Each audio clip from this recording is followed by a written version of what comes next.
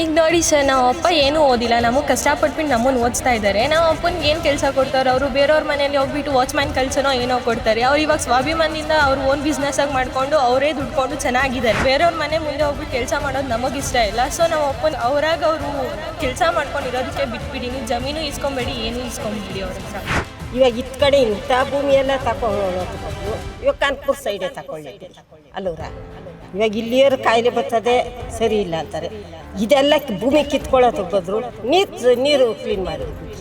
ಓದ್ತಿರುವಂಥ ಇದೇ ಬೈರಮಂಗಲ ಹಳ್ಳಿನಲ್ಲಿ ಇರ್ತಕ್ಕಂಥ ಮಕ್ಳು ಏನು ಹೇಳ್ತಾರೆ ಅಂತೇಳಿ ಕೇಳೋಣ. ಏನಮ್ಮ ನಿನ್ನ ಹೆಸರು? ನಂದಿತಾ ಸರ್, ನನ್ನ ಹೆಸರು ಬಂದ್ಬಿಟ್ಟು. ಏನು ಓದ್ತಿದೀಯಾ? BBA ಮಾಡ್ತಾ ಇದ್ದೀನಿ. BBA. ಓಕೆ. ನಮ್ಮಪ್ಪ ಈ ಜಮೀನಲ್ಲೇ ದುಡ್ದುಬಿಟ್ಟು ನಮ್ಮಿಬ್ರು ತುಂಬ ಚೆನ್ನಾಗಿ ಓದಿಸ್ತಿದ್ದಾರೆ. ಈಗ ಈ ಜಮೀನೆಲ್ಲ ಕಳ್ಕೊಂಬಿಟ್ರೆ ನಮ್ಮಪ್ಪ ನಮಗೆ ಏನ್ರಲ್ಲಿ ಸಾಕ್ತಾರೆ?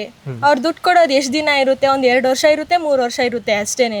ನಾವು ಅದನ್ನ ದುಡ್ಡು ಖರ್ಚು ಮಾಡ್ತಾ ಇದ್ದಂಗೆ ಅದು ಖಾಲಿ ಆಗ್ತಾನೆ ಇರುತ್ತೆ, ಮತ್ತೆ ಬರಲ್ಲ. ಅದಾದ್ಮೇಲೆ ದುಡ್ಡೆಲ್ಲ ಖಾಲಿ ಆದ್ಮೇಲೆ ನಾವು ಊಟ ಮಾಡೋಕ್ಕೆ ಏನು ಮಾಡಬೇಕು? ಈಗ ನೋಡಿ ಸರ್, ನಮ್ಮಪ್ಪ ಏನೂ ಓದಿಲ್ಲ, ನಮಗೆ ಕಷ್ಟಪಟ್ಬಿಟ್ಟು ನಮ್ಮನ್ನು ಓದಿಸ್ತಾ ಇದ್ದಾರೆ. ನಮ್ಮ ಅಪ್ಪನಿಗೆ ಏನು ಕೆಲಸ ಕೊಡ್ತಾರೆ ಅವರು? ಬೇರೆಯವ್ರ ಮನೇಲಿ ಹೋಗ್ಬಿಟ್ಟು ವಾಚ್ಮ್ಯಾನ್ ಕೆಲಸನೋ ಏನೋ ಕೊಡ್ತಾರೆ. ಅವ್ರು ಇವಾಗ ಸ್ವಾಭಿಮಾನದಿಂದ ಅವ್ರು ಓನ್ ಬಿಸ್ನೆಸ್ಸಾಗಿ ಮಾಡಿಕೊಂಡು ಅವರೇ ದುಡ್ಕೊಂಡು ಚೆನ್ನಾಗಿದ್ದಾರೆ. ಬೇರೆಯವ್ರ ಮನೆ ಮುಂದೆ ಹೋಗ್ಬಿಟ್ಟು ಕೆಲಸ ಮಾಡೋದು ನಮಗಿಷ್ಟ ಇಲ್ಲ. ಸೊ ನಮ್ಮ ಅಪ್ಪನ ಅವರಾಗ ಅವರು ಕೆಲಸ ಮಾಡ್ಕೊಂಡಿರೋದಕ್ಕೆ ಬಿಟ್ಬಿಡಿ, ನೀವು ಜಮೀನು ಇಸ್ಕೊಂಬೇಡಿ, ಏನೂ ಇಸ್ಕೊಂಬೇಡಿ ಅವ್ರ ಹತ್ರ. ಸರ್ಕಾರ 15 ಲಕ್ಷದ ಮರ ನೆಡಬೇಕು ಅಂತೇಳಿ ಒಂದು ಯೋಜನೆಯನ್ನು ಹಾಕ್ಕೊಂಡಿದೆ. ನಿನ್ನೆ ಉದ್ಘಾಟನೆಯನ್ನು ಕೂಡ ಮಾಡಿದ್ದಾರೆ. ಹೌದು ಸರ್. ಆದರೆ ನಿಮ್ಮ ಹೊಲಗಳಲ್ಲಿ 10 ವರ್ಷಗಳಿಂದ ಸಾವಿರಾರು ಮರಗಳನ್ನು ನೀವು ಬೆಳೆಸ್ತಾ ಬರ್ತಿದ್ದೀರಿ. ನಿಮಗೇನು ಅನಿಸುತ್ತೆ?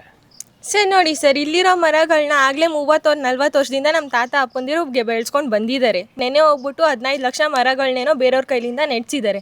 ಇವಾಗ ನೆಡ್ಸಿರೋ ಮರ ಹೇಗಿದೆ, ಮತ್ತು ಇಲ್ಲಿ ನೆಟ್ಟಿರೋ ಮರ ಆಗಲೇ ಇದು ಬೆಳೆ ನಿಂತಿರೋದನ್ನ ಇವನ್ನೆಲ್ಲ ಎಲ್ಲಾನು ಕಡ್ದಾಕೋದಿಕ್ಕೆ ನೋಡ್ತಿದ್ದಾರೆ. ಅಲ್ಲಿನೂ ಅಷ್ಟೇ, ಅವರು ನೀರು ಯಾರೂ ಹಾಕಕ್ಕೆ ಹೋಗಲ್ಲ, ಏನೂ ಮಾಡೋಕ್ಕೋಗಲ್ಲ. ಇಲ್ಲಿ ಎಲ್ಲರೂ ನೀರು ಹಾಕಿ ಚೆನ್ನಾಗಿ ಬೆಳೆಸಿದ್ದಾರೆ. ಆ್ಯಂಡ್ ಇಲ್ಲಿರೋ ಮರಗಳು ನೀವು ಅವ್ರು ಲೆಕ್ಕ ಕೊಟ್ಟಿರೋದು 15 ಲಕ್ಷ, ಅದನ್ನು ಬಂದು ಬರೀ ಅಡಿಕೆ ಮರಗಳು, ತೆಂಗಿನ ಮರಗಳು ಅಷ್ಟೇ. ಅದನ್ನು ಬಿಟ್ಬಿಟ್ಟು ಬೇರೆ ಮರಗಳೆಲ್ಲ ಇದಾವೆ, ಅದನ್ನ ಲೆಕ್ಕ ಹಾಕೊಂಡ್ರೆ ಇನ್ನೂ ತುಂಬಾನೇ ಜಾಸ್ತಿ ಇರುತ್ತೆ. ಗೌರವ್, ಈಗ ಸರ್ಕಾರ ನಿಮ್ಮ ಭೂಮಿನ ಕಿತ್ಕೊಳ್ತಾ ಇದೆ, ಕೊಡ್ತೀರಾ ನಿಮ್ಮ ಭೂಮಿನ? ಕೊಡಲ್ಲ. ಮತ್ತೇನು ಮಾಡ್ತೀಯಾ? ಭೂಮಿನ ಉಳಿಸ್ಕೋತೀವಿ. ಏನೋ ಕಲುಷಿತ ನೀರು ಅಂತೇನೋ ಹೇಳ್ತಿದಾರಲ್ಲ, ಇದ್ರ ಬಗ್ಗೆ ಏನು ಹೇಳ್ತೀರಿ ನೀವು? ಸ್ವಾಮಿ, ಈ ಬೈರಮಂಗಲದಲ್ಲಿ ಕಲುಷಿತ ನೀರು ಅಂತಾರೆ. ಇವಾಗ ಇಟ್ಮಡು, ಅಲ್ಲೂರ, ಗೋಪಳ್ಳಿ ಹತ್ತು ಕಡೆ ಎಲ್ಲನೂ ಇದೇ ನೀರೇ ತಂದರೆ ತಗೋತಾ ಇರೋದು.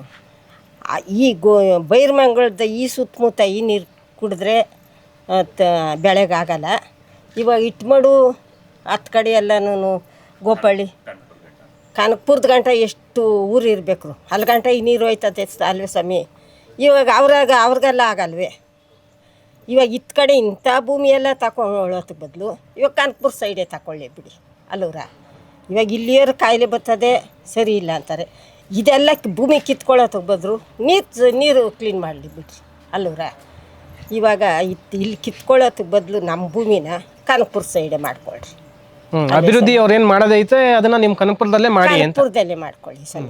ಇಲ್ಲಿ ನಾವು ಇಷ್ಟು ಅಭಿವೃದ್ಧಿ ಮಾಡಿರೋದನ್ನ ಕಿತ್ಕೊಳ್ಳೋದಕ್ಕೆ ಬದಲು ಇದೇ ಅಭಿವೃದ್ಧಿ ಕನಕಪುರ ಸುತ್ತ ಮಾಡಲಿ ಹೇಳ್ರಿ ಅಲ್ಲೂರ. ನಾನು ಅಷ್ಟು ಕೇಳ್ಕೊತೀನಿ ಸ್ವಾಮಿ. ಇದೇ ನೀರು ನಾವು ಬೈರಮಂಗಲದಲ್ಲಿ ಕುಡಿತಾರೆ ಅಂತ ಅನ್ಬೇಡ್ರಿ, ಬಳಸ್ತಾರೆ ಅನ್ಬೇಡ್ರಿ.